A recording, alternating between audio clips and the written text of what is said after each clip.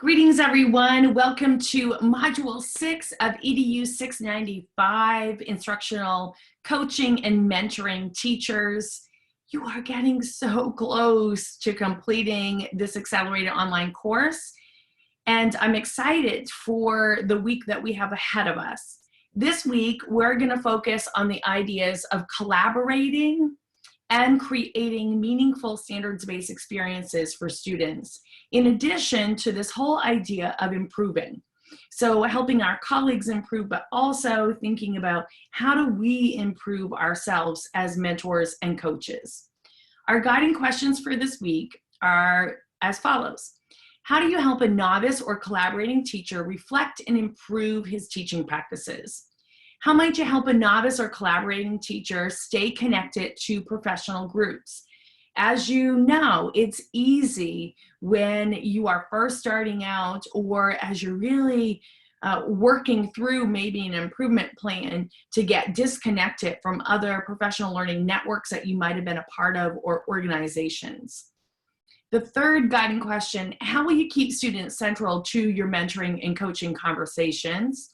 Why is it important to reach out to the community and business partners? So that's that idea of collaborating beyond just the school walls. And how do we help our collaborating teachers get better at doing that? And maybe we need a little reminder ourselves.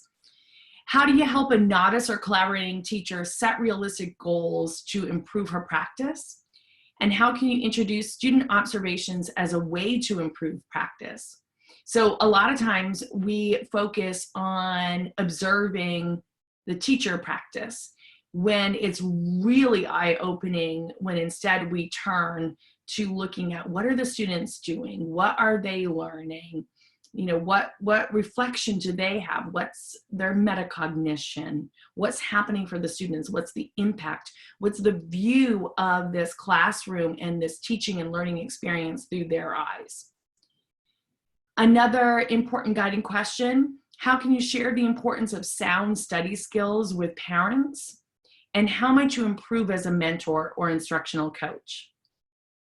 This week, we're going to focus around two module objectives. One is to be able to design a plan, or at least a draft plan, for helping mentors and instructional coaches continually improve their skill sets and effectiveness, and describing strategies for helping a novice or collaborating teacher collaborate with others, both those in the school and those outside of the walls of the school. As we've done in the past, we are going to continue with our reading, the Mentoring in Action book, sharing and guiding, sharing and reflecting with novice teachers. You're going to read March and April. So getting towards the home stretch of the school year with students. So thinking, what is it that we can help our novice teachers be able to refine for their skill sets and then kind of look ahead to the school closing. So the closing of the year. And then you're going to read the last chapter in the impact cycle. I hope that you've enjoyed it as much as I have. Chapter 5, the impact cycle, what instructional coaches should do to foster powerful improvements in teaching. And of course, as in every other week, there are corresponding videos that help to bring the readings alive for you so that you can see what it looks like with mentoring and instructional coaching going on. This week, your learning activity is 1, and it's really thinking about improving skill sets and effectiveness. So after reading and watching the videos and the materials for this module, please design a draft plan for how you would help mentors and instructional coaches continually improve their skill sets and effectiveness. Be as specific as possible. Please compose and submit a written response for this week. And I'm looking at about 500 to 750 words. I try to avoid using pages because that really depends on the font and the size of your font and the size of your margins. So 500 to 750 words.